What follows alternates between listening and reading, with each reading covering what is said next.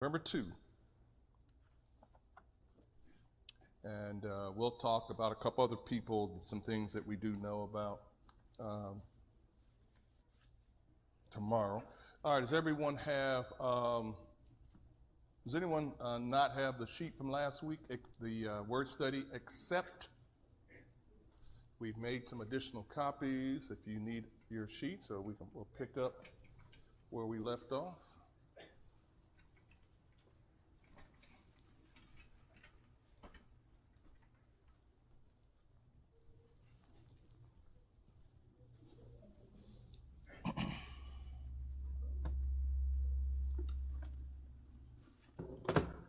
Yeah, I got a little close, so I had to pick these doohickeys up.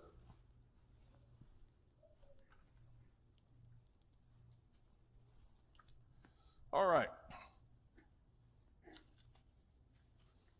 Let me try to find my notes. You don't need this, you don't need that.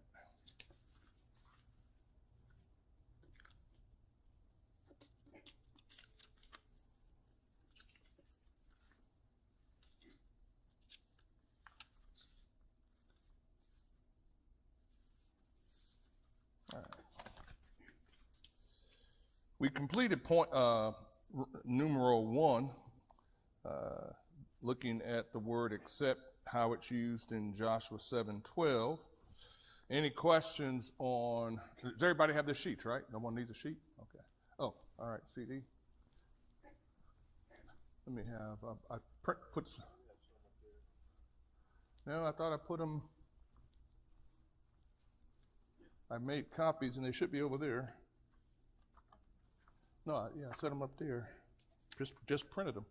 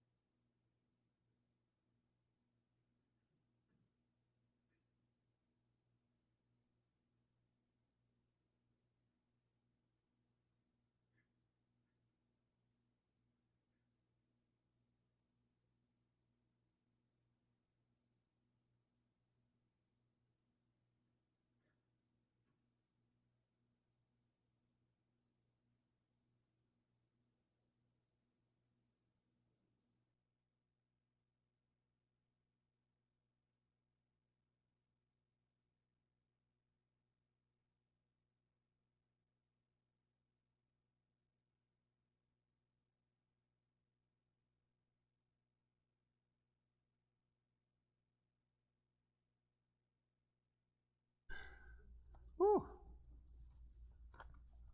All right, who needs, oh, you got one right? Okay. Ricardo, here you go. All right, sorry about that. I printed them and I moved them and thought I had everything all assembled together, and that was not there. So, any questions from the Joshua passage? The word except. All right, then we move on to number 2, how this word is used. Wonderful psalm, Psalm 127. And in this psalm,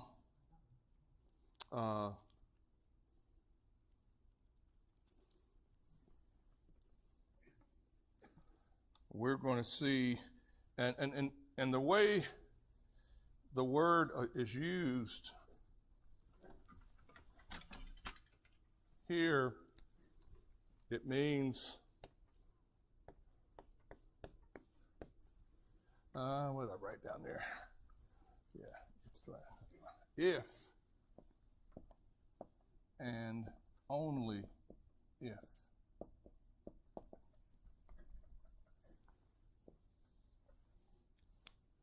And I think you'll be able to see this in the 3 categories, the various categories that the Lord presents in Psalm 127.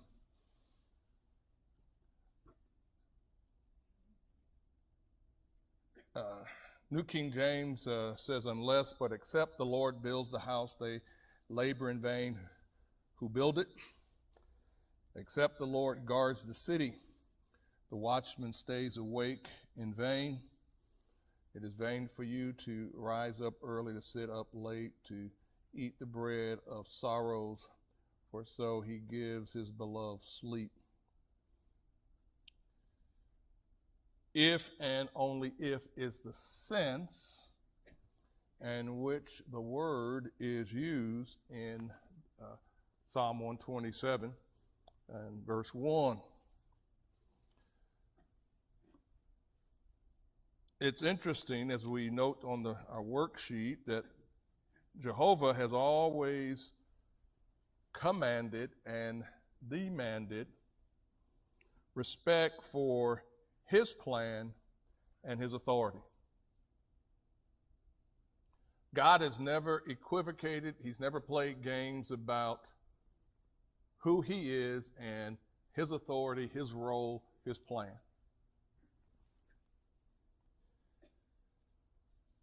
Disrespect for God's authority constitutes some of the major challenges that we have in our society today. The word accept doesn't register in the vocabulary. And that's why if and only if, whether you're looking at the word accept or the word unless in the New King James, the New American Standard, the ESV, the unless means the same thing. The unless, the except, they mean if and only if.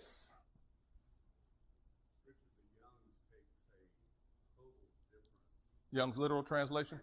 Approach to it, and which well, kind of interesting because it says like in 127:1 says a song of the accent or the ascent by Solomon. If Jehovah doth not build the house, in vain have its builders labored at it.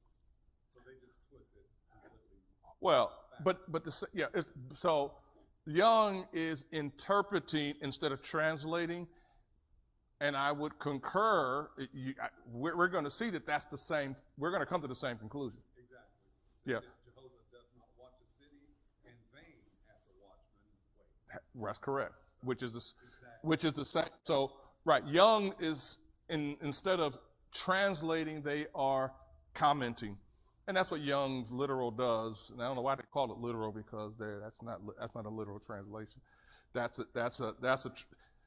It's a commentary, but Young's is a decent one. That's a decent commentary of the passage. It's the same thing, if and only if. So, as we'll see, unless God is the one doing the thing, those who do it and separate God from the picture, there's nothing but trouble in so doing. This is why we have on there, disrespect for authority constitutes our major trouble today in the home, in the school, on the highways, in the church. I left here on my way to a meeting. I had to go down to a public library in Kettering. And so, because of traffic, I was going down Linden, then went around Huffman, and as I was on Huffman, school bus, so it's about 3:50 p.m., a little bit, maybe 4 p.m., school buses letting off children, and so, they got the arm is out, stop, the lights are flashing, what are we supposed to do? Stop, let children get off. Well, I look in my mirror, and here's this guy, not on a moped, on an actual motorcycle. You know where I'm getting ready to go. He gets up on the sidewalk. Now, where are kids getting off on the school bus? On the sidewalk. He gets off and he comes up the sidewalk to cut to an alley to go east. He's going to try to get around all of us. Well, guess what happened? We get to the next corner. Well, he gets behind us again because traffic moved on. And I'm like, I can't. I said, are you going to run? Are you going to get on the sidewalk again? Maybe hit some of these children again who are getting off? They're doing what they're supposed to do. They're crossing the street properly. They're walking on the sidewalk. But this kind of lack of respect for authority, and if one doesn't respect God, the creator of the universe, how can you expect that person to respect the laws of any community? He's not.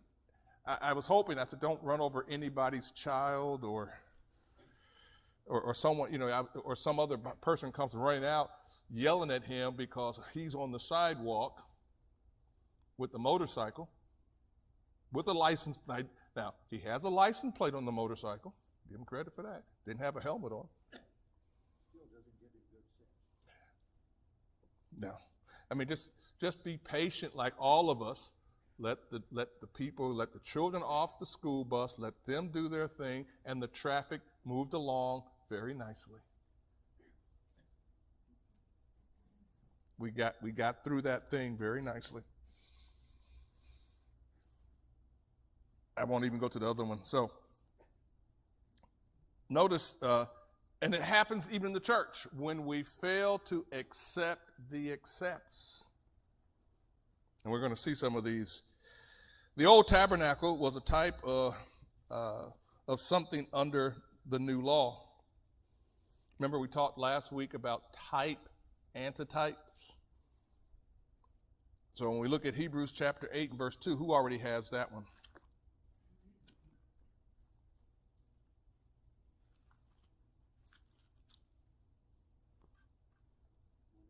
Yes, somebody already has it. King James, a minister of the sanctuary and of the true tabernacle, which the Lord pitched and not man. Which the Lord pitched or erected and not man. Now, when you look at that, we come to understand that the Old Testament sanctuary, God gave Moses all of the information about what it was to be. But it was not permanent, it was a temporary, it was a foreshadowing the true tabernacle which the Lord built. And so, in an important principle, not only in Psalm 127 are we actually talking about building of homes, physical homes, not only are we talking about the guarding of the city, but moving forward into the New Testament, the church, unless the Lord builds the house, except Jehovah builds the house, every other house that is erected, they labor in vain. The word vain connotes what?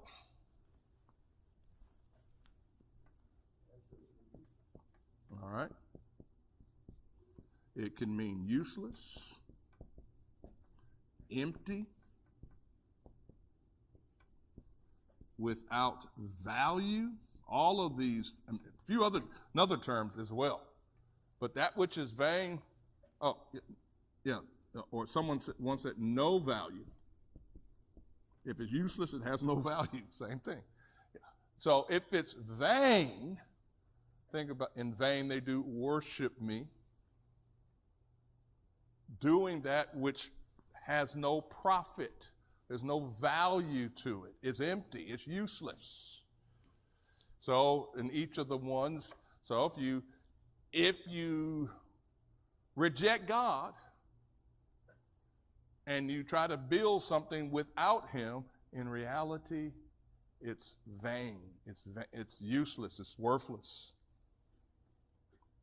And so, with regards to the church, we've got some fill in the blanks here. And so now check the following passages and learn Christ's relationship to his church.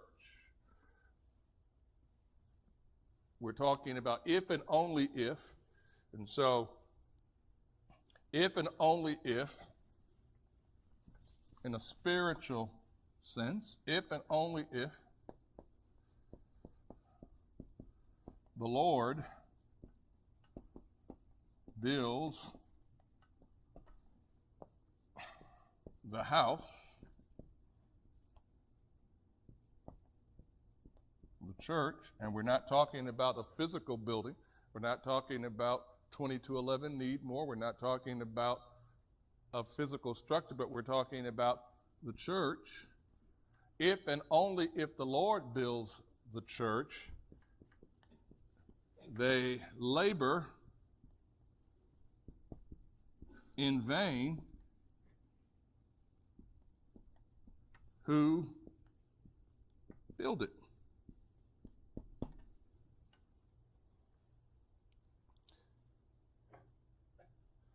It doesn't matter how big Roman Catholicism is. It doesn't matter how big Mormonism is. You put whatever name you want to put in there. It's empty, useless, spiritually, because everyone that's involved is just wasting away God's resources. All right, so let's fill in the blank, if you haven't already done so. Who's got the first answer from Matthew 16, verse 18? He is the, Frank? Builder. That is correct. Jesus says that I will build my church, and the gates of Hades shall not prevail against it. Jesus is the builder of the church. We aren't. Now, we're co-laborers with him as we teach and as we water and as we teach, but Jesus is the builder. He is the true wise master builder. All right, number 2, blank, from Colossians 1:18. Someone else? Cindy? Yes, he is the head of the body. Cindy, how many heads do you have? Just one. That's right. You're not.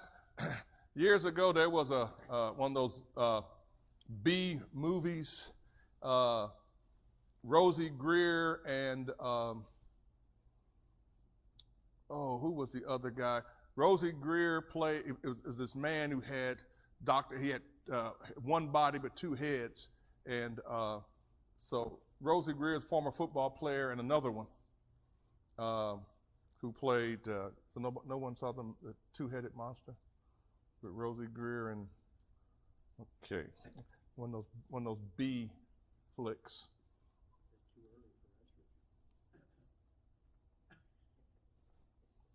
All right. The church has one head, and it's not in Rome. You know, sometimes people would just stop and think about some of this with all of these various groups, and they love to tell you where their head is. Our headquarters is, the Catholic Church will tell you, it's in Rome. The Mormons will tell you, Salt Lake City, Utah. The Pentecostals would depend on which flavor of Pentecostalism. One is in Memphis, Tennessee. Another is in Los Angeles. And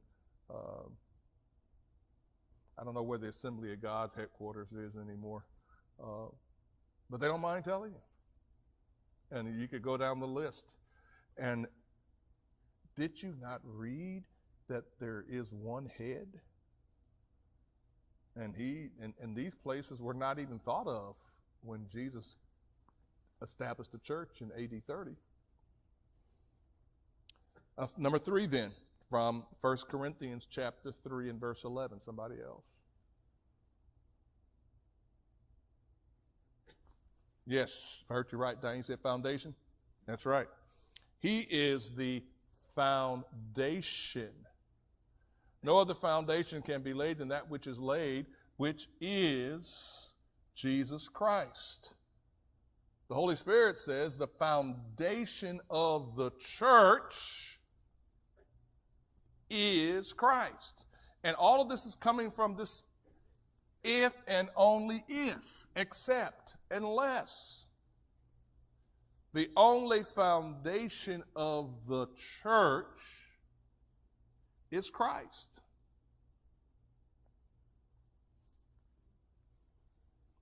If you build on something, in this particular case, someone else, you're building in vain. If you are building on Joseph Smith, if you are building on Hare Krishna, so if you don't know, people from former Webster Street, they knew that I used to be in radio. I used to be a disc jockey before I became a Christian. So I played a lot of music and played a lot of Beatles music. So some of you who might remember some Beatles songs, there was one song, people loved it and they thought, and the line went, "My dear Lord, my dear Lord." John Lennon wrote this song. Now, why do you think I bring this song up right now? Do you know there are a lot of people today who think that, oh man, the Beatles were singing a song to God? Nope. They practiced Hare Krishna, and that song they were promoting Hare Krishna. And so when they were talking about my dear Lord, they were talking about Hare Krishna.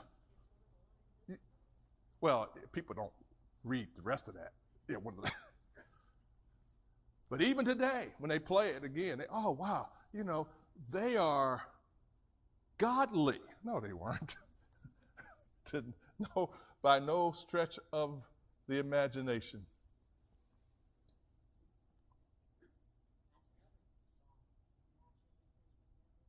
Oh, yeah, they're just a number. Yeah, that line, I'm going to go there. That one always troubled me, that line.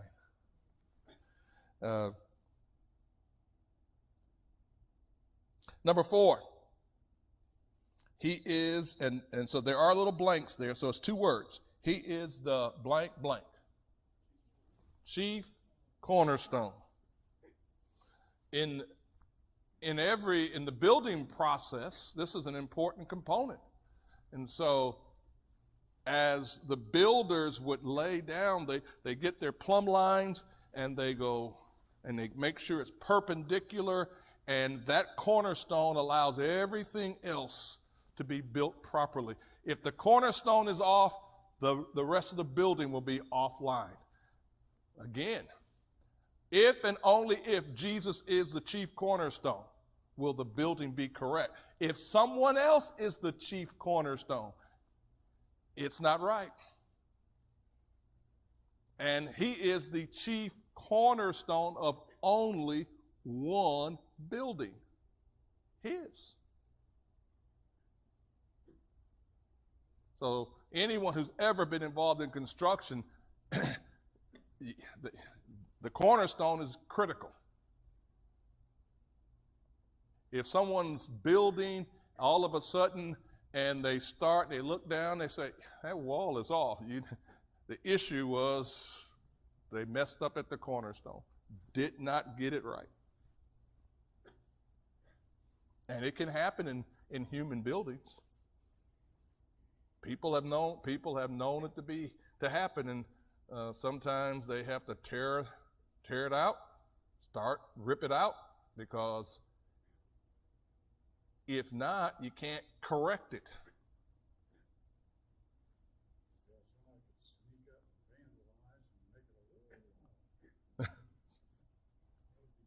Yes. Number 5. This one has blank, blank, blank. So here's what we're going to do. We'll get before the and, the 3 words before the and for somebody, and then the 3 words after. All right. He is Lord of lords, ruler of rulers. Jesus is Lord of lords. And what? King of kings. Revelation 17, verse 14. If and only if. Now, there are those who will, if you share this with them, well, y'all folk are narrow-minded. You know what?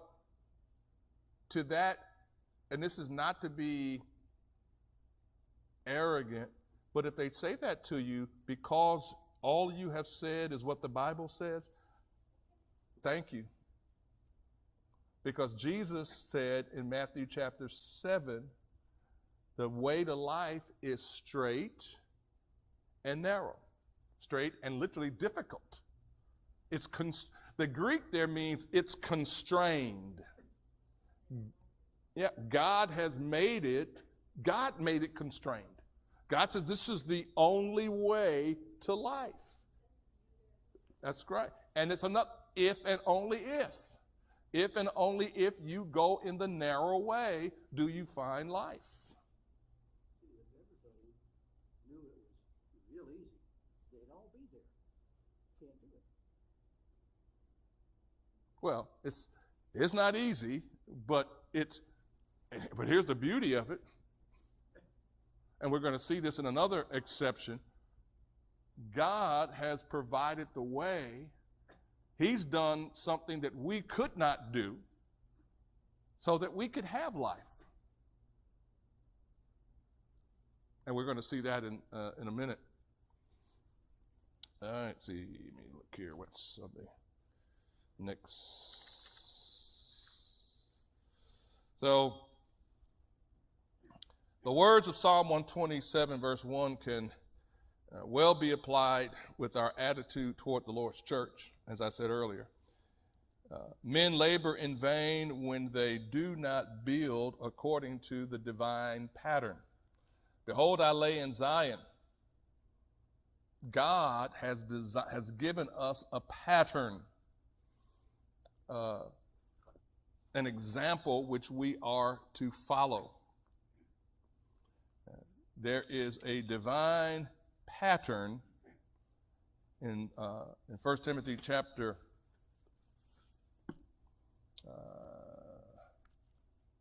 1 Timothy chapter 1, 1 Timothy chapter 1, verse 16, Paul says, however, for this reason I obtained mercy, that in me first Jesus Christ might show all long suffering as a pattern to those who are going to believe on him for everlasting life.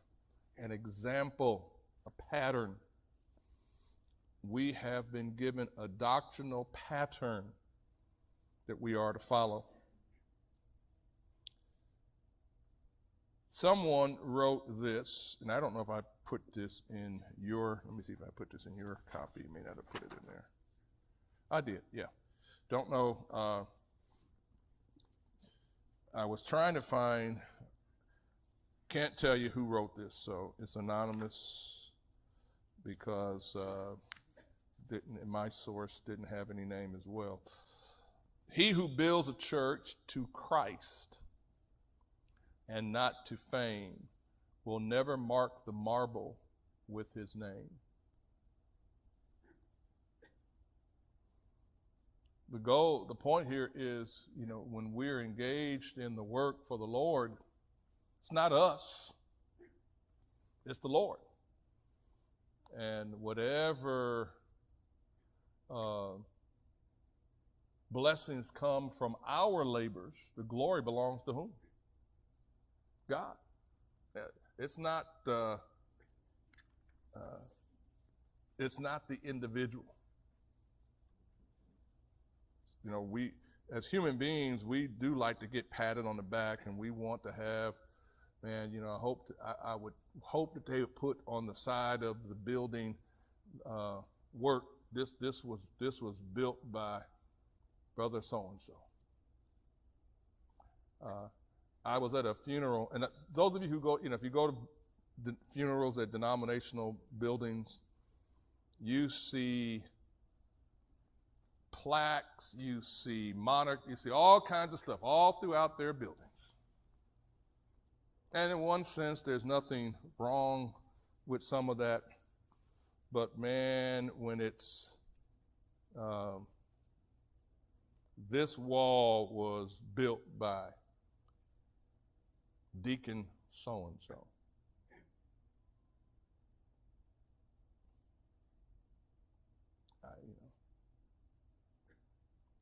I'm not going to go down that road too much. All right, let's move on. Number 3, another except. And again, keep in mind the same meaning, if and only if. Matthew 5, verse 20.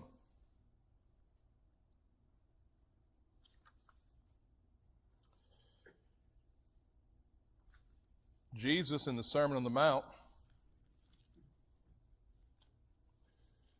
as he is emphasizing to his disciples, here's the characteristics that his disciples are to have. And he says, for I say to you that except or unless your righteousness exceeds the righteousness of the scribes and the Pharisees, you will by no means, enter the kingdom of heaven.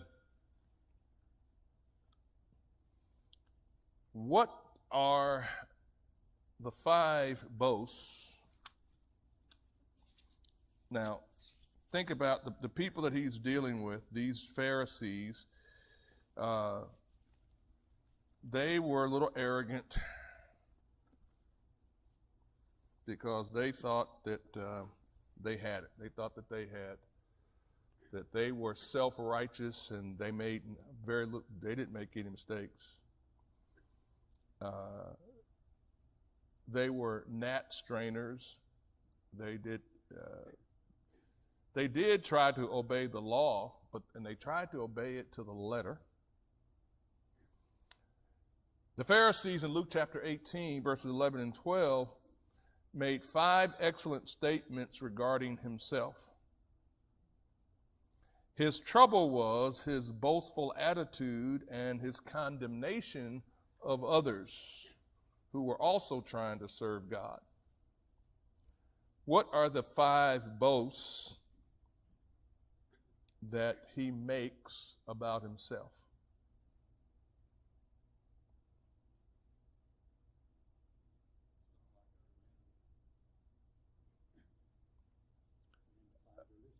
Well, so in general, he says, I'm not like other men, but so what's the first one? All right, extortioner. He said, I'm not an extortioner. Thank you, Tina. What's the second one? I'm not unjust. Third, I'm not an adulterer. Fourth, no. Yeah, and that could be a combined statement. He said, I'm not like this tax collector. He said, I think that's a combined statement. So if you said, not like the tax collector, I fast twice a week.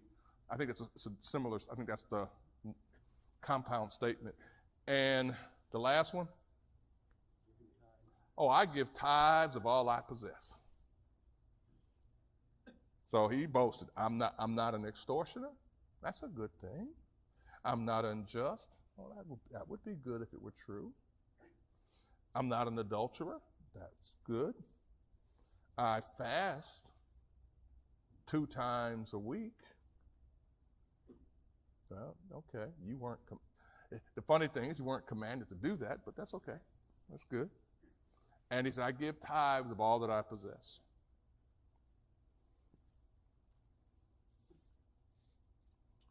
The scribes and the Pharisees gave at least 1/10 of their money to the Lord. Now, we don't have time to do this, but if you ever study the subject of tithing in the Old Testament, that's the only place where it is. Were the Jews just to give 1/10 of their money? No. They would, that's right, Jerry and Penny and Diane. It was to be 1/10 of all that they had. So most people who try to say, well, I'm going to tithe and I'm going to give 1/10. Okay? See, God wants, if you're going to do that, it's 1/10 off the top. It's 1/10 of the first fruit. It's 1/10 of everything. So you look at your total wealth, not your reduced, not that adjusted, reduced number that you turn into the IRS. Yes. Yeah. It's gross. And so they looked at, all right, here's what I have. I've got 100 head. I've got grain. And that was, so the true Jew, the faithful Jew that tithed, if he tithed of all that he possessed, it wasn't just 1/10 of his money, but it was 1/10 of all he possessed. Sometimes when we hear it that way, people say, well, I don't know if I really want to be involved with tithing. Not if it's 1/10 of all that I possess.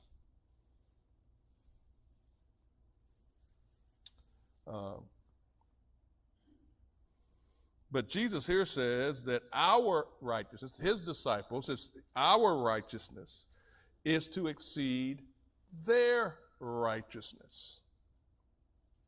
So if we looked at it just from the standpoint of giving,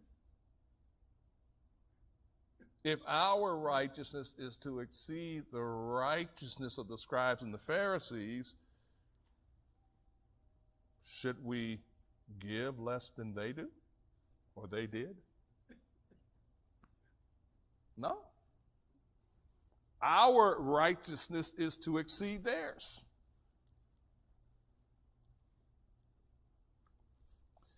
If anything, if you ever want, sometimes people have asked the question, well, what should I start with? What should I start with in learning how to give? Well, you start with how the Pharisees. If you want a starting point, all right, you can start it with 1/10. That's just a starting point. But as Pat said, it's 1/10 of the gross. If you wanted that starting point, as Paul says to the church of Corinth, our giving is to be purposed, it is to be proportioned, it is to be planned. We do it out of love. So, several questions we have. Is it right for us to give less than the hypocrites gave?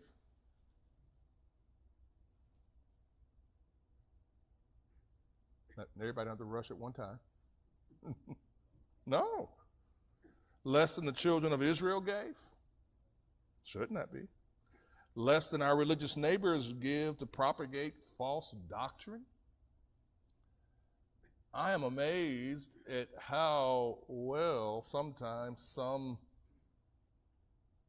denominational people do in their giving. Now, some I know give for, Norris, you're laughing because some, you know why they give. The Catholic Church has, they have a whole mind game of how people give. So one of the reasons that Luther who was a Catholic, one of the things that Luther fought against when he nailed his 95 Thesis to the church door was the Catholic practice of what was called indulgences. And an indulgence was the priest. All right, so Frank is just a bad guy, and Frank comes and says, "Look, I want to make sure I get into heaven, and what can I do?" Priest says, "Well, look, Frank, I want you to do 10 Hail Marys, but you need to give the church X amount of, you need to buy X amount of indulgences." And those indulgences went to the priest, to his coffers. And so, because the priest in Catholicism, I can absolve you of sin. But here's what's going to cost you. I need a chest of gold. I need 30 pounds of silver.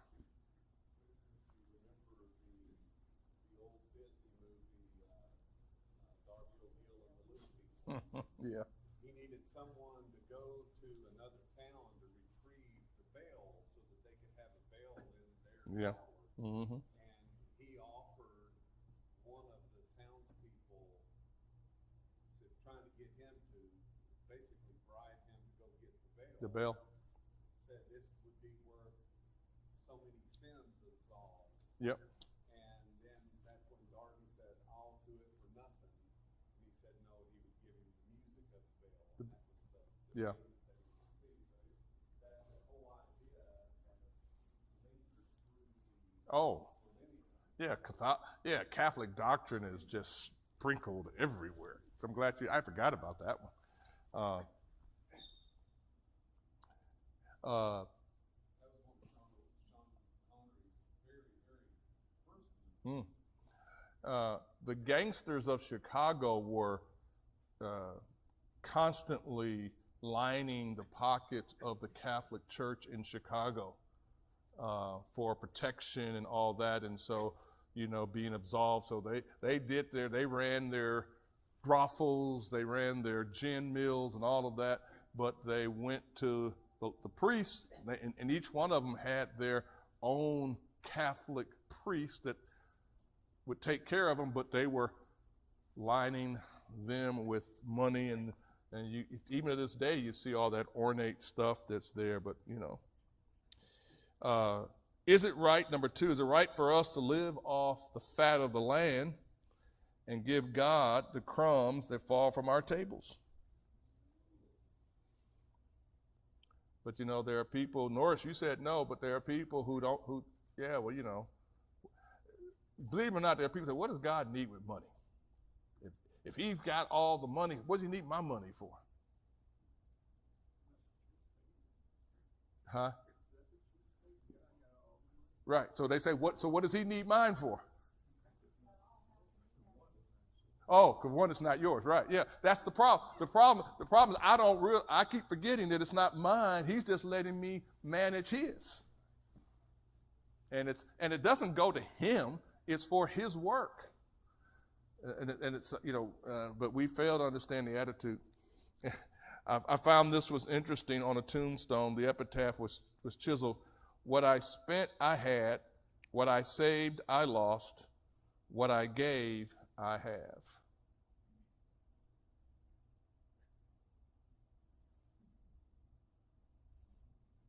Yeah. What I spent, I had. What I saved, I lost. What I gave, I have. Even the Pharisees had good characteristics which we can imitate, and giving is one of them. Think about what he said. He said, I give of all that I possess.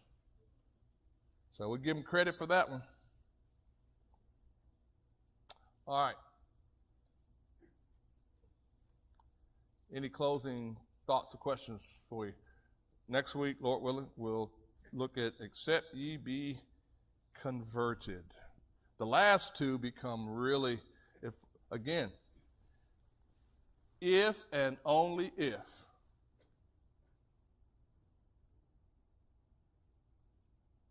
except you be converted, except a man be born again.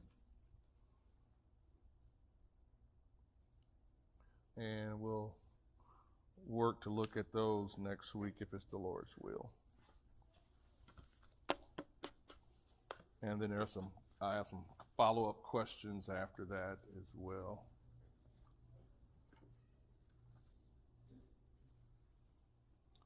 All right, before we have our closing prayer, Dolly's typed up a long list of things here. All right, so we know that Jace is at home, injured in a soccer game yesterday. Brother Jerry Reynolds, who used to preach at the East High Street congregation in Springfield, he preaches at the Delcrest Church in Tennessee, I think in Delcrest, Tennessee. He is now dealing with some heart issues. Jerry, he has AFib, and he is trying. He may have to have a pacemaker. He and his wife both they had COVID, but they're recovering from that. So let's keep them in our prayers. Let's keep my granddaughter, McKinley Blanks. She's congested. I want to keep Reagan in prayers for her back, her spine issues. Joe DeWitt, Mary Vance's brother-in-law, had emergency surgery to stop internal bleeding on yesterday, and he is still in ICU. So let's keep Joe DeWitt in our prayers. Chris Poole's hip